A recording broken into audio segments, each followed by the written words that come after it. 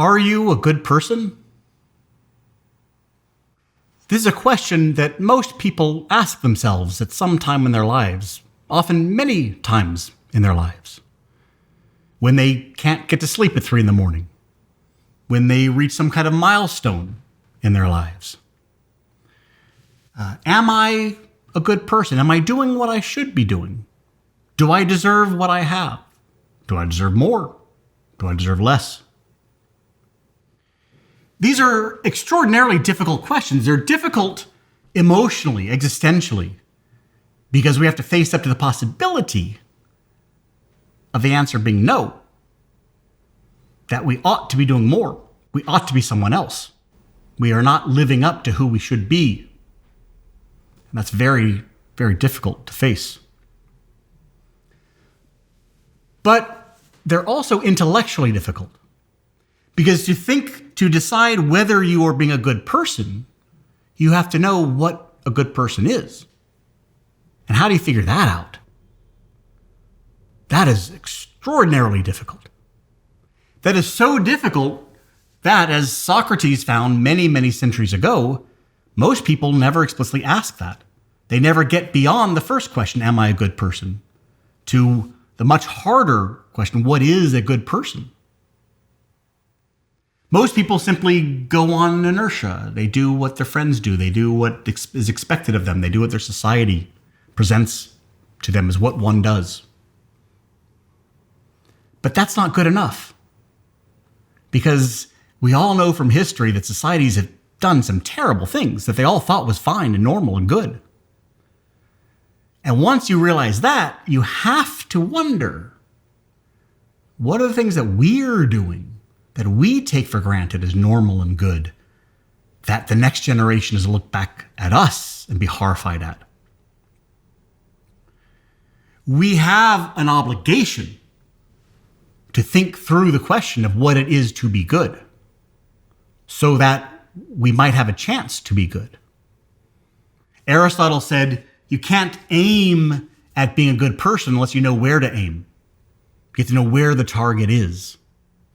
And in this course, we're going to be looking at some of the greatest answers to that question there have ever been in Western civilization. We're going to begin with Socrates, who begins the entire process by applying reason to this answer. He finds that people have been accepting traditional answers, accepting answers from stories that they're told, and accepting what their family, what their friends, what their society expects, and not thinking any more than that. Whereas he demands that we apply our reason to these questions, that we think through them.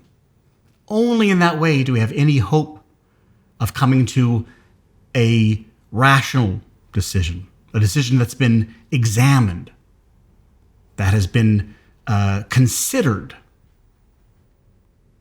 He is going to give us a definition of what ethics is, of what an ethical theory is. He won't give us an ethical theory, but he will tell us what an ethical theory must be like. And then we're going to look at 3 different ethical theories. We're going to look at Mill, Kant, and Aristotle. And each one of these represent perhaps the 3 most prominent theories in the history of Western philosophy. Mill gives us utilitarianism, Kant gives us deontology, and Aristotle gives us character or virtue ethics. If you watch the course, all that will make sense by the end. These are perhaps the 3 most important, most prominent, most frequently taught ethical systems in the history of Western philosophy. And each one of them has a great deal to teach us.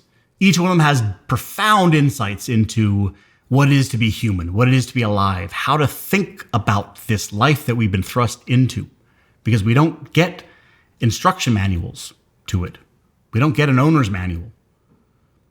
We have to figure it out. And this is one of the very best helps we get with that. Now we're going to look at them in reverse chronological order, which is a little odd. We're going to look at the most recent one first, Mill, and then Kant, who came about 100 years earlier, and then Aristotle came 25 centuries earlier. That's a little odd, But through my years of teaching this course, I have found that that works much, much better than reading them in actual chronological order. That these ideas, although each of these thinkers put the ideas in the best form, versions of these ideas were around before them. And so even though Aristotle from ancient Greece didn't read Kant or Mill from the 17th, 18th, 19th centuries, he was familiar enough with some of those ideas to formulate criticisms and objections to them and to think about them and talk about them. So we're going to read Mill, and then we're going to read Kant as a critic of Mill. Even though Kant never read Mill, Kant was 100 years before him, he was aware of those ideas. And he's going to raise very interesting, important objections to Mill and argue for why his theory is better. And then we're going to read Aristotle and see his objections to both of their theories and why he thinks his theory is better. And we're going to end with Sartre, giving us another meta-ethical argument, but one that rejects Socrates' meta-ethical argument. Socrates is the meta-ethical opening by saying we should apply reason to these questions. Sartre will be the meta-ethical closing by saying that that's a futile gesture, that it's a misunderstanding of the nature of the universe, that the demands that Socrates made and that were attempted to be met by Mill, Kant, and Aristotle are the wrong kinds of demands. And he's going to give his reasoning for it. So we have the meta-ethical bookends, in between which we have three ethical systems. And by the end of this course, you'll understand the arguments for and against ethics as a whole, and you'll understand the three major ethical systems in the history of Western philosophy. So we will begin where ethics began, with Socrates' questioning.